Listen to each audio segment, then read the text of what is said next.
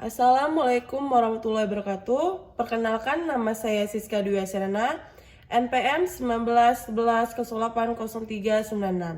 Di sini saya akan presentasikan pembahasan materi BK Anak dan Remaja secara berurut dari materi ke-1 hingga materi ke-3. Di sini saya akan melanjutkan bimbingan konseling anak dan remaja. Bimbingan konseling anak remaja dibagi menjadi 4, yaitu fungsi dan syarat bimbingan anak dan remaja. Kedua, prinsip, program, dan bimbingan.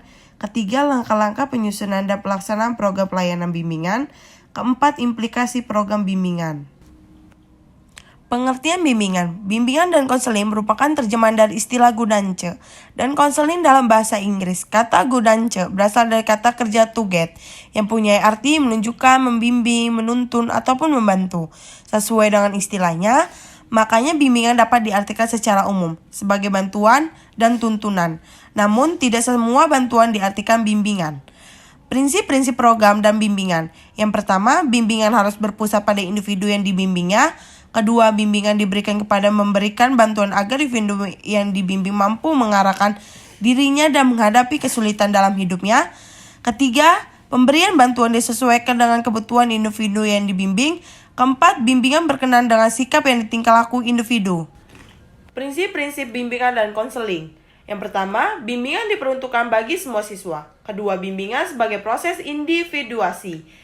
Ketiga, bimbingan menekankan hal yang positif. Keempat, bimbingan merupakan usaha bersama. Kelima, pengambilan keputusan merupakan hal yang esensial dalam bimbingan. Keenam, bimbingan berlangsung dalam berbagai settingan.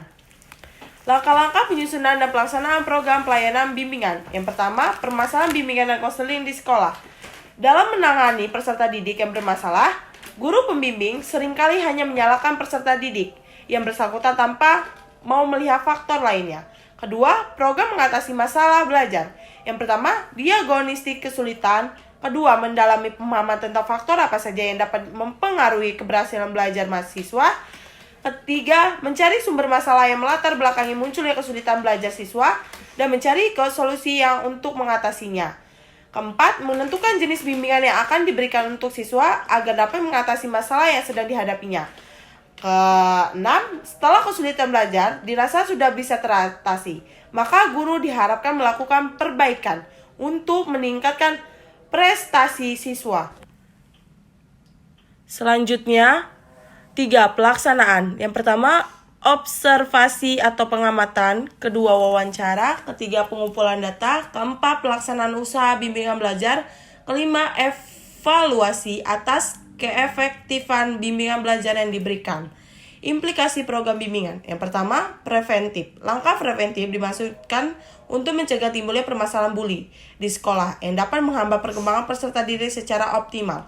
Kedua, kuratif. Konselor diharapkan dapat segera memberikan intervensi sosial, skill training dalam menangani permasalahan bully hingga tuntas apabila terjadi kasus bully di sekolah. Ketiga, preventif.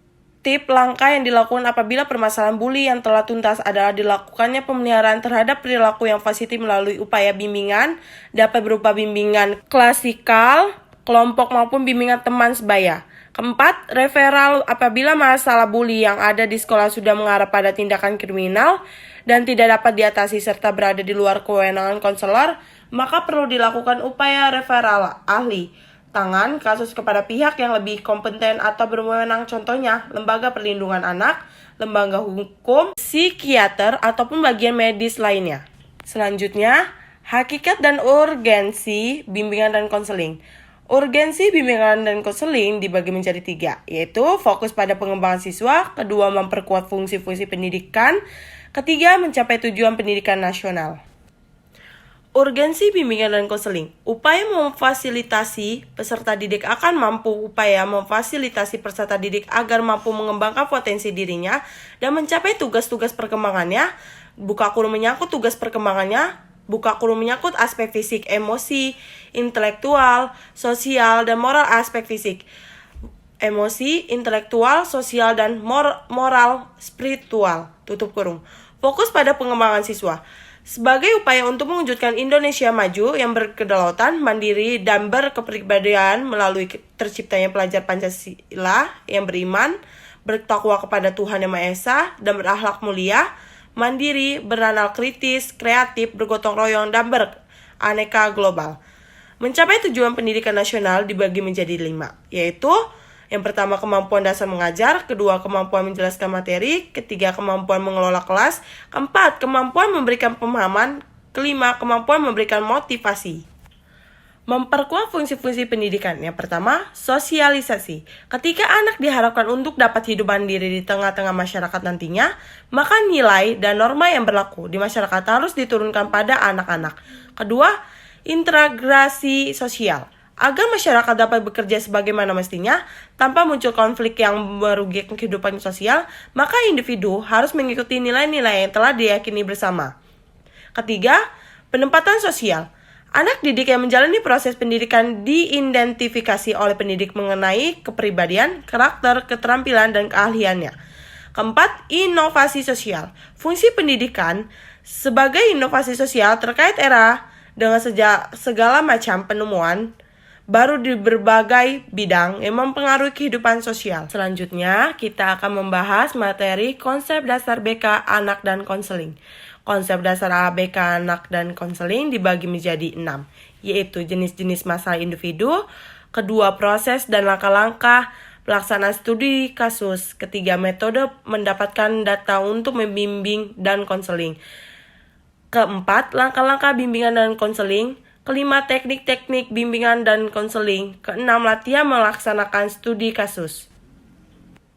Pada umumnya, jenis-jenis masalah yang dihadapi individu, terutama yang dihadapi murid sekolah, dapat digolongkan menjadi beberapa jenis masalah sebagai berikut.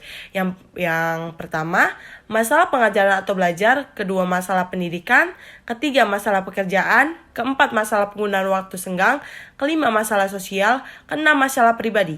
Proses dan langkah-langkah pelaksanaan studi kasus. Yang A, mengenali gejala, yang B, mendeskripsikan kasus, yang C, menentukan bidang-bidang bimbingan, yang D, membuat perincian kasus, yang E, memperkirakan sebab, yang F, memberikan bantuan, yang G, kegiatan evaluasi, yang H, tindakan lanjut atau follow up. Metode mendapatkan data untuk bimbingan dan konseling dibagi menjadi 6, yaitu pertama observasi, kedua kuesioner, ketiga interview, keempat sosiometri, kelima tes, keenam case study. Langkah-langkah bimbingan dan konseling. Yang pertama, menentukan masalah, kedua mengumpulkan data, ketiga analisis data, keempat diagnosis, kelima prognosis, keenam terapi, ketujuh evaluasi atau follow up. Teknik-teknik bimbingan dan konseling. Yang pertama, bimbingan kelompok. A, homeroom program, B, karya wisata, C, diskusi kelompok, D, kegiatan kelompok, E, organisasi murid. Kedua, konseling individual. Yang pertama, directive counseling, B, non-directive counseling, C, eclectic counseling. Latihan melaksanakan studi kasus. Studi kasus adalah penelitian yang biasanya dipakai dalam ilmu sosial dan juga pengaturan pendidikan. Contoh studi kasus adalah mempelajari masalah psikologis, misalnya seperti perkembangan anak yang dibesarkan oleh single parent atau orang tua tunggal. Sekian dari presentasi saya. Apabila ada kesalahan, saya mohon maaf. Saya akhiri. Waalaikumsalam warahmatullahi wabarakatuh.